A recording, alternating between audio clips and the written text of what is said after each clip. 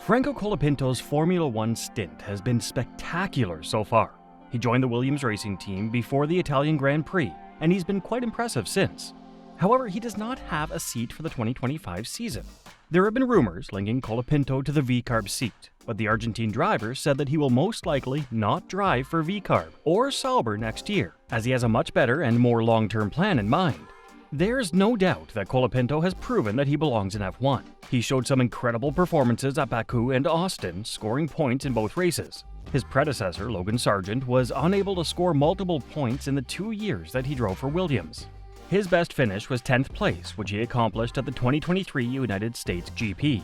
He did that only once. So it seems James Vowles made the right decision to replace Sargent with Colapinto. But why is he not looking for a 2025 Formula One seat? Does he have something else in mind?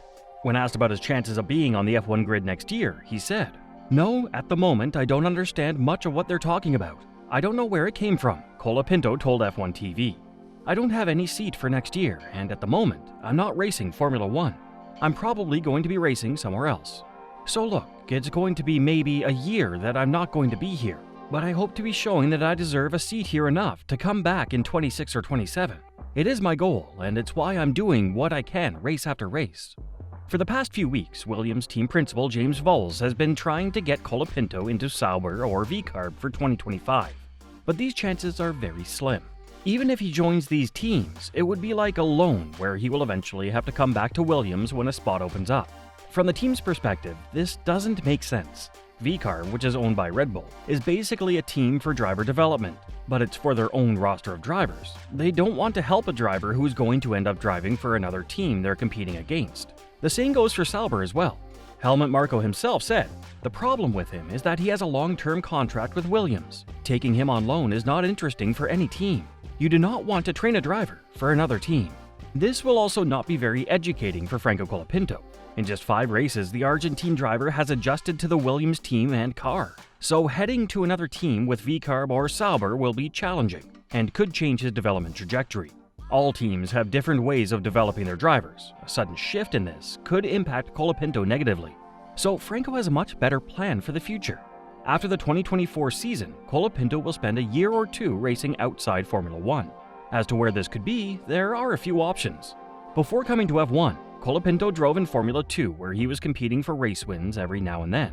But after driving in F1 for 9 races, it doesn't make sense for him to go back to F2 as he's already proved himself in the highest tier. So we could see Williams loan him to one of the WEC teams where he will get the opportunity to drive in 24 hours of Le Mans.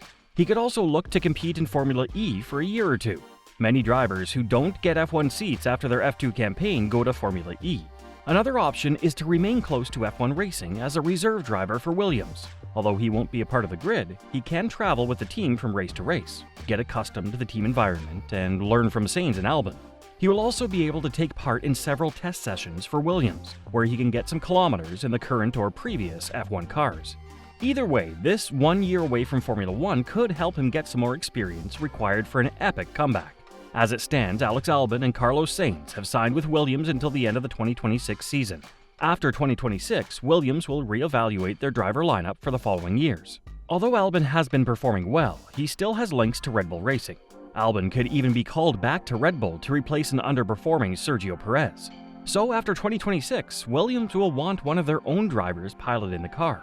Franco Colapinto is the perfect candidate for this job. By the 2027 season, there's a huge chance for Williams to be a championship contender as well. The team has made huge strides forward in terms of the team's technical structure. James Vowles has also said that the team will sacrifice their 2025 car to focus on developing their 2026 Challenger, which will take the tracks under the new FIA regulations. Williams has also chosen to stick with Mercedes for their power unit needs, as they seem to be delivering promising results for the 2026 engine. Given that the pace of the 2026 cars will depend largely on the power units, Williams could be fighting at the front very soon. This could complete the puzzle for Colapinto's epic comeback to F1. But right now, the Williams rookie will be focusing on the remaining 4 races this season. After the Mexican GP, Colapinto sits in 18th in the Drivers' Championship, while Williams is in 8th in the Constructors' Championship. So right now, the priority for Colapinto will be to do his best in these next 4 race weekends.